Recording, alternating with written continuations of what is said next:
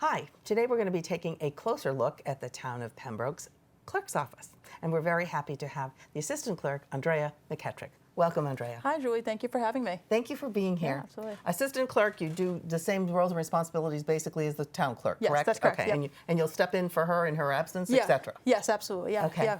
Now, before we talk about the multitude of things that the clerk's office does, let's talk a little bit about you, how you got to where you are in the town of Pembroke, and a little bit about your background. Sure. So I'm from the town of Pembroke. I've lived there basically almost my whole life. I've been in the clerk's office for about 5.5 years, since August of 2018.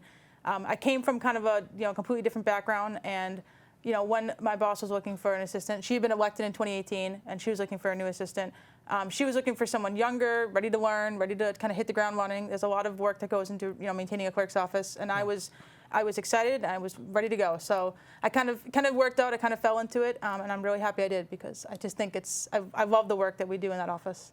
Absolutely. You're a natural for it. Thank you. I appreciate it. And I'm from Pembroke, so I think that I carry a sense of pride with that as well. Course, you know what I mean? So I love servicing the town that I grew up in. Now, where did you go to school? I went to Bryanville Elementary School, Pembroke Community Middle School, and then Pembroke High School. And did you go to college? I did not go to college. No, I hit the workforce. I didn't. Right away. I did. I wasn't sure what I wanted to do. I knew, I didn't know what I wanted to do, but I knew I could work, I could make money, and so that's what I did, and that's what I ended up going, following that path, and then it didn't shape out exactly how I wanted, and then this position kind of came open. Yeah, and the rest is history, as they say. And I really think that things work out for a reason, and I'm very happy to be where I am. Yeah, and I know the residents are happy too. Oh, good. Because you get rave reviews from people. That's not why we do it, but that's why we try. You and Peg are just wonderful. We love what we do. Yeah, obviously. So let's talk about what you do. Some of the many things, the birth records, obviously, marriage records, death records. And I had asked you, do you also do divorce records? Because that's obviously a statistic. And you don't do that in the town. We get the happy parts of the relationship. We get the beginning parts, the marriage certificates. We file the marriage intentions, and we maintain the marriage records. We do not handle the divorces. So you go through the court systems to get the divorce procedures started. So, but you do the death records also. We do the death records. Okay. Okay. Now the census that you do, that's really important. Yes, it is. And you do this every year? Every single year. So the town clerk's office has an annual census every single year, and then every 10 years your federal and state government will do their own censuses as well. Ours is extremely important, because failure to respond to that annual street listing can result in you being labeled inactive on your voter registration or removal from the voter rolls altogether. So responding to that every year is actually legally required, which people don't always pay attention to, but required legally every year. And during election years, especially 2024, it's so important to respond to it, because you don't want your registration to lapse when we've got so many elections this year. Right. Now, is it just to do with voting, or is there other reasons why a census is important to a town? There's a few different reasons. So it captures a lot of important information. So it captures how many veterans do we have in town, how many voters, how many residents, and then that information is then used to, we take it and get certain fundings based on our population size. So Pembroke teeters, we're under 20,000, and we kind of teeter between 18,000 and 19,000 residents any given year. Obviously, when people update their census and they've had children, that will affect who's going to be in the school X amount of years down the road. So we'll get requests from our school committee and our school administration when it's time for the kindergartners. So we pull that information from our street listing data, and we provide that for them so that they can prepare their kindergartens. Exactly. Okay. You also do dog licenses? Yes, we do. And we actually, in 2023, we submitted to get a MGL stature accepted that allowed people over 70 and service dogs to get free licenses. Free licenses. Yeah, so our seniors over 70 have appreciated that program this year. They've come to the office to register the dogs, as they do every year. And I get to tell them it's free this year. So I say that they've earned it. Yes, they have. Yes. And obviously, you're known for elections coverage. Yes, probably the biggest work that the clerk's office does. Right. So let's talk about that. What's the difference between the town elections and then the primaries for the years that there's other elections? And then the national elections. So we just most recently had a primary for the presidential election. So primaries serve to advance candidates within a party to the general election. So at a primary, you only vote within one party, which that is what throws people off the most. Independent, unenrolled voters have the right to pick either Democrat, Republican, or third party, but they can only take one. One ballot. Yes, one ballot. One ballot, one party, one ballot. And then you vote within that party to advance candidates to the general election.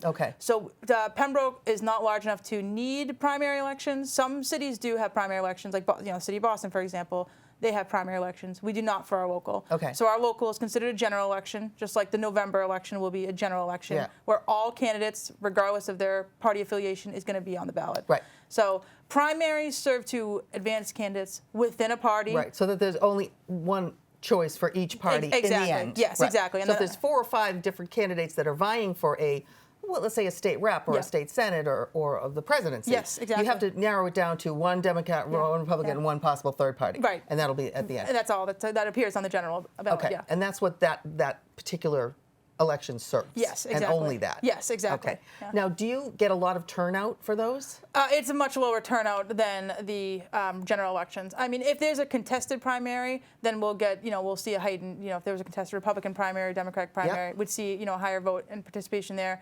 But I think the problem lies in not everyone understands what the primaries do. Right. People don't always appreciate having to vote with one party, especially independent voters. They're like, well, I'm independent. And they are. They're not wrong. So we get much less turnout because I think of a lack of understanding of why they're important. Yeah. General elections definitely have a much higher turnout. Okay. So now the election that is going to be for the town of Pembroke for this May. Yes, May 18th. Which is right after town meeting? Yes, town meeting is always the second Tuesday in May in Pembroke, and then our town meeting always follows. It's always the Saturday that follows. Okay. Your election follows. Yes. Yes. So what are the hot offices that are up for bid? So this year, the most contested races are select board race, library trustees for the 3-year and the 1-year. We've got a 1-year vacancy, 3-year and 1 year. Yeah. And our school committee, there's 2 open seats for the 3-year term, full 3-year term. Okay. Those are currently right now the most contested races. Okay. And do sometimes people pull papers and not return them? Yes, that does happen sometimes. Okay. Yeah, that does happen sometimes. Okay. For whatever reason, they just decide they don't want to run, or they, feel it's not the right fit for them. Okay. So that does happen. And for every town, and especially for Pembroke, it's both the select board and the school committee that are kind of in charge of the biggest amount of money that's spent. Yes. Right. Yes. Therefore, exactly. those are not that any committee isn't important, right, but they have a more fiscal responsibility. Absolutely. They've got the biggest budgets that they're responsible for. So, right. Absolutely. Right. Now, how do you feel elections go in the town? You have how many different places where people can go? So we have 5 precincts. We have 4 locations for those precincts. I think it goes as smoothly as you can when you're spread out across the town. I mean, we're not a big town, so it's good. I mean, we can get across town pretty quickly. Yeah. I think, the biggest thing is, you're going to be going across throughout the day, bringing ballots that have been returned by mail, that have been accepted, bringing unused ballots that your precincts need. We're looking forward to the community center opening, so that hopefully it's going to be opening in June. That's the anticipated date right now. Yeah. We're looking forward to, in hopefully September's primary, being able to utilize that space for all of our polling. For all of them? Yes. Oh, so everyone would go there? Yes, everyone would go there. Yes. Well, wouldn't that be wonderful? That's a community event in a community center. Absolutely, and it would be much easier for us to facilitate. I kind of joke, troubleshoot any problems that occur at the elections. What I mean? And you'll get the results a lot faster. Yes, absolutely. Right? Everybody will be there. We'll be able to assist. I mean, I assist my town hall precinct 1 because I'm upstairs, but now we'll be able to assist all of our precincts in a much more efficient manner. So I think we're going to have one more election in the schools, and we don't want to be in the schools. The schools, No, right. It's not that the schools have been very gracious to us, but for safety reasons, we don't want to be in there as well. We don't want to disrupt the children's day-to-day activities, and so we are very excited to be moving into to be there. Now, early voting. There's a lot of people that vote by mail that vote that actually come into their polling into the town hall. Yes. Early to vote. Yes. I think you told me about 30 to 40%. Of the vote? That is also including vote by mail. Sure. So we definitely have more people that vote by mail than they do in-person early voting, especially for general elections. Primaries, again, it's a little tougher, and local elections, it's even tougher. Yeah. Local elections, we usually see about anywhere between 2,000 to 3,000 voters. This year, we've got about 2,000 voters that have requested the ballot by mail because they've returned the postcards that were sent out earlier this year. Yep. Checked all elections. So the municipal election is going to be included in that. Pembroke does not opt out of vote by mail for their local. So you have the option to. We do not. We don't opt out of the in-person early voting as well. We want to have as many options for people to vote. Okay. And get as much participation as possible. As possible. Yeah. Okay. Yeah, and we're going to put up on the screen too a couple of things you sent to us. Which are the information on the town calendar for voting, and then also how to vote in municipal elections. Yes. Yeah, so people can vote. They can vote early. Our date have not been set just yet. Our Board of Registrars is going to vote to set the date. They're probably going to meet sometime in April and set that date. We're thinking, I believe it was the week of, I think it was May 6th to the 10th. I believe that was the week. And that's when you'll have the early voting. In-person early voting. They can come right to the town hall and just cast their ballot early for the local election. Right. And then we already started getting the 2,000 ballots need to be mailed out. We've already started labeling, the vote by mail kits. Yeah. So as soon as the ballots come into our office, they will be ready to go. We'll just put the ballots in in the envelopes and send them out. So our voters have enough time, do their research, and return the ballot. Right. Now, do you have to, when people actually vote and they slip their little ballot into that machine that counts it, do you then have to also count it by hand? No, we did not. Okay. No, we did not have to count it by hand. Okay. Some ballots had to get counted by hand if they weren't able to be read. It's mainly the ballots that come in by mail because there's they're getting advanced deposited by our office, and the voters aren't there to make any corrections. If there are any erroneous marks, will get rejected. Okay. If they didn't fill in the bubble all the way. Yeah. So you do try to put those into a machine. We do. Yes, okay. They do get put into a machine, okay. and then if they aren't, then we just hand count them. Okay. Yeah. Okay. And so then, they might get kicked out. Yes, they get kicked out, but they do get counted. They are counted in a hand count. That gets added to the results for that precinct at the end of the night. Wonderful. Yeah. So if people need to get in touch with the clerk's office, what's the easiest way to do it? They can give the office a call, 781-293-7211, or they can email myself, McEttrick at townofpembrokemass.org. Okay. Yeah. And you'll answer any questions. And you are out on social media also?